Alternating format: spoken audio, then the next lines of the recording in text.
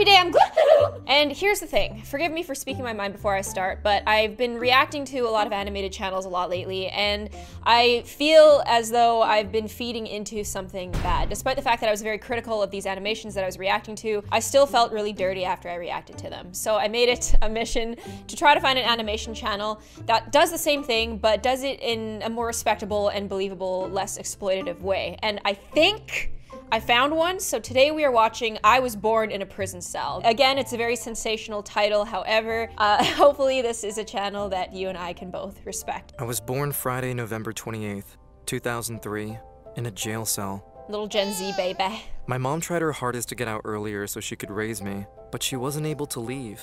And in the end, my mom had to beg my grandmother to take me in. So off the bat, yeah, it seems pretty intense. However, it does seem quite believable. And another thing is, a lot of the other animation channels I've been watching, they make and reuse the same puppet, like the people, that's a puppet, and they put it through Adobe Illustrator. So like when you talk, the puppet also talks. So it's a very easy way to make an animation. Whereas this is actually quite difficult. Everything is hand-drawn and then colorized, as you can see, and it's done like kind of like in a Draw My Life style. It feels a lot more intimate. I also am wondering what the mom did to end up in jail. At first, my grandma was hesitant because she was already raising my two older brothers. Oh, she got her hands full. My grandma made sure that my brothers and I had everything we wanted. We had video games, delicious southern home cooking. Wait, you were born in 2003, isn't that like a Super Nintendo controller? Maybe the grandma's like getting them into the good stuff. They're like, you gotta start Super Nintendo, N64, PS2, and then work your way up from there. I feel like all parents should do that, honestly. A small house in the countryside and lots of animals, like some chickens and a few dogs and a cat.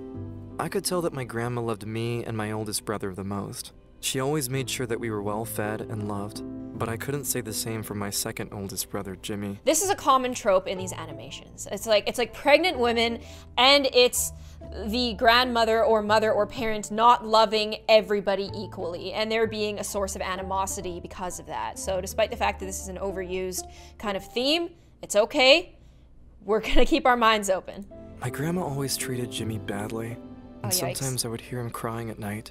Jimmy became so angry that one day he decided to take it out on me.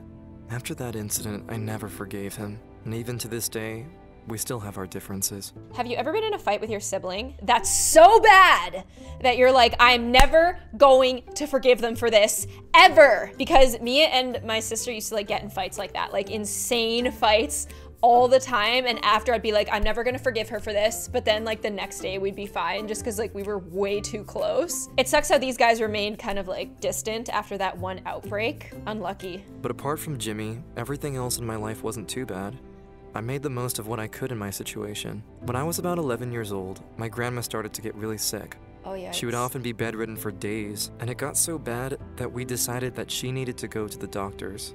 She took me with her, and we went to the hospital so they could run some tests. Oh, I hate hospitals. After they were done, the doctor came in and told us that she had ovarian cancer.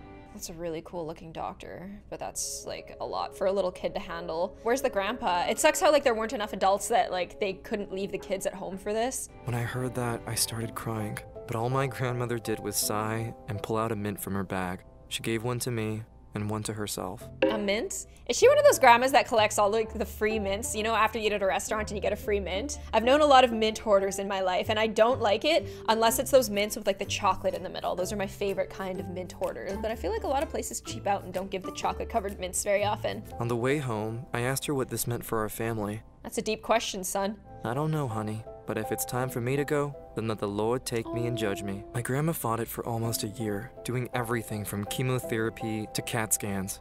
I tried to focus on other things, like my new PS3 and school, but it was really hard. That face when the video is called I Was Born in a Prison Cell and it turns out to be about the grandma. However, it's a good story so far. And I also like how they went into the fact that it's ovarian cancer, because again, in a lot of the other animation channels, like they don't say what the actual issue is a lot of the time, because it's a vehicle to progress the story more than it is a focus on what the actual disease is. When we finally heard that she had beaten it, she did the same as when she was diagnosed. Mint hoarder! My grandma sat on her chair and pulled out a mint. I got this one from the keg, sweetie. And this one is from Olive Garden. Ooh, look at these mints. It felt like we could finally be a family again, until one day. My siblings were on a band trip, which meant that I had to ride the school bus alone.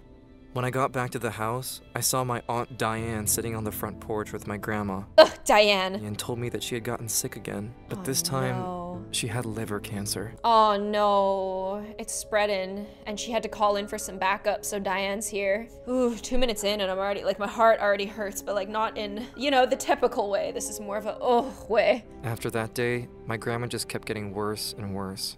She could no longer clean or cook, and she was always sick.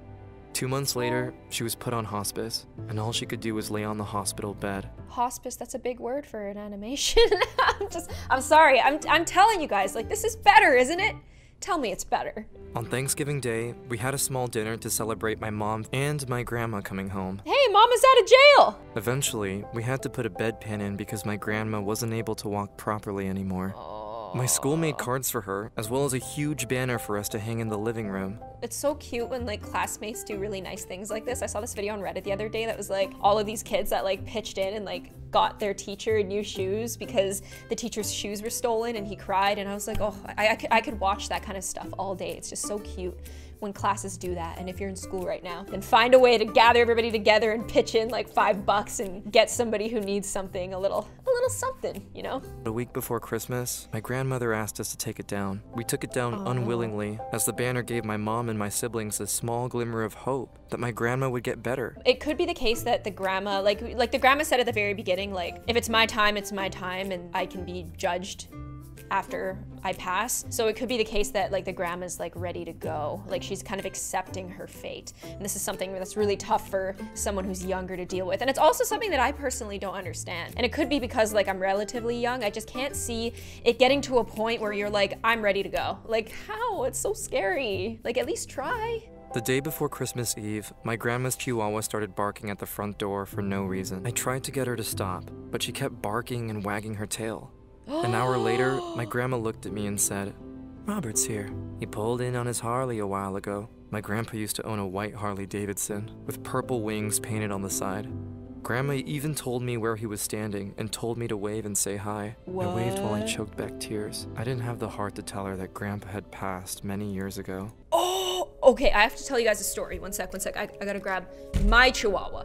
This particular part of the story with the chihuahua, like that's barking crazy, is like insane because shortly after my sister passed away, Twinkie here, he was staring at the door. I'm not making this up, by the way. Like, I would never lie on my sister's name. My chihuahua was staring at the door, just like barking. And like Twinkie never, ever, ever does that. Like, he's not a barker. He hasn't been for a lot of years. And he wasn't staring at the front door. He was staring at her room door. And he was barking. And I was like, Twinkie, like, stop it. We're like chilling. Like, we're trying to like mourn here. My mom was like, no, like let him. Because like she's there. Oh my goodness.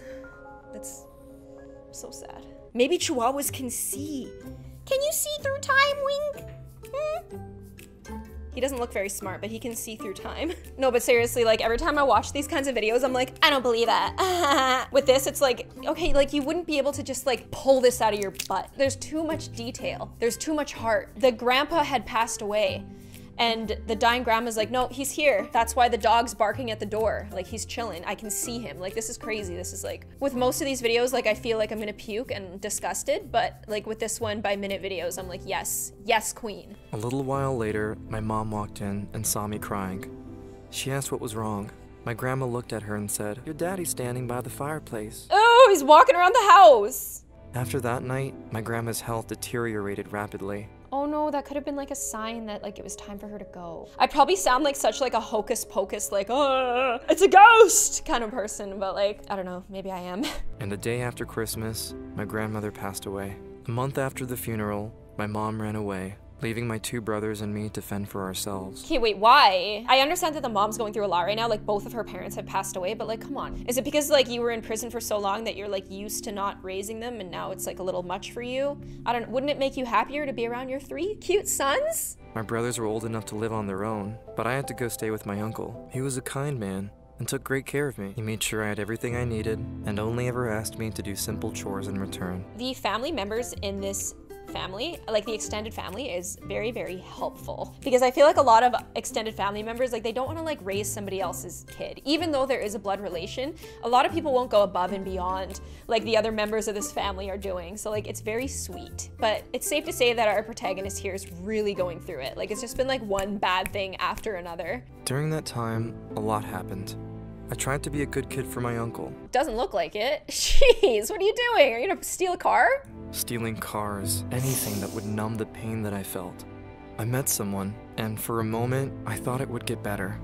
But in the end, I ruined my girlfriend's life too. Oh, what did you do? I started speeding. I lost control of the car, and I tried to scream and reach out for my girlfriend's hand, but I couldn't find her anywhere. I ended up passing out, and when I woke up in the hospital, my uncle told me that she didn't make it. No! So you stole a car, and you drove it recklessly, and then your girlfriend died. Oh my goodness. I mean, this is like a series of unfortunate events. My whole childhood, I always wondered about my dad. If he was even alive, or if he ever tried to look for me. I was wondering where he was too. He contacted me on Facebook, and it felt like I had been given a second chance. Hey. My uncle couldn't handle my outbreaks anymore. After a year of living with my uncle, I asked to live with my dad. I hope that this guy can like grow up and be successful and like pay his uncle back for like the good things that he did. When you're taking somebody else's kid in, like you're expecting it to be like, oh, I love you, here's a Nintendo, my little sweet child. But then when they start having outbreaks and stealing cars and like doing all this crazy stuff, man, I think I got more than I bargained for. So this uncle here, he's the real MVP. We love the uncle. Living with my dad are some of the happiest moments of my life. He made me feel like I could have a family again. But 2 months in, I came home and found him on the floor. No! I ran as far away as I could. In the middle of the street, I fell to the ground and started questioning. Why did this keep happening to me? Oh, look at that symbolism. He's got bites taken out of him. I tried to calm myself down, but all I kept thinking about was that everyone around me kept dying. Oh. I later found out that my dad had diabetic complications. Dang it, this guy! And currently live with my dad's parents. I've tried to forgive myself for my girlfriend, but every time I close my eyes, I still see her face. That's gonna take a while. It's been really hard, but I'm trying to see the bright side. I feel lucky that my grandparents have given me a chance, and my therapist has helped a lot. I still don't know where my mom is, but I believe that everything will be okay. Eventually, and hopefully one day, I can tell her that I'm doing fine. Despite everything, he's still trying to stay positive. Also, wait a second. I'm 15 years old now. Wait a second. Okay, so he's 15 years old now. That means that he was driving a car with his girlfriend. Okay, so the car was stolen, so it makes sense that he could have been driving it illegally, but that was extremely irresponsible that he didn't even have his license and he was driving with his girlfriend. And also, like, wouldn't he have gotten, like, juvenile hall for that? For, like, underage driving and causing somebody to die? How did, like, they skipped like the whole jail part. I believe what I saw here. On the other hand, like there's some stuff that's crazy, but I can suspend my disbelief with this more than I was able to with other animations. And also, I felt like it was a lot less exploitative of my emotions. I felt like everybody in this situation was very human. It wasn't just like good and evil, which seems a lot more human and realistic. After watching this, I do feel like there's some beauty to the whole share my story thing. It's just jokes, you know? Like they're just memeing out and like just like trying to make these videos as insane and I guess like voyeuristic and disgusting as possible. Whereas with this one, it was just like gut-wrenching, you know? I like the animation style. I like how the storytelling has a much more honest and truthful approach to it. What do you guys think? Do you guys like Share My Story, or do you think that this style of animation is better? I want to have a discussion about it in the comments, because these animation videos are seriously taking over YouTube right now. It's kind of crazy. Like, it's crazy how popular it is. It's crazy how everybody's doing it. And it got to a point where I asked myself, like, am I doing the right thing? And it sucks, like, as a creator when you ask yourself that. Like, when you're like, oh, dude, like, that was a mess. And, like, I'm showing more people this mess. I don't know. It's something that I've been going back and forth about. That's what's been on my mind lately. I'd love to hear your feedback in the comments, and I will see you on the next one. Bye.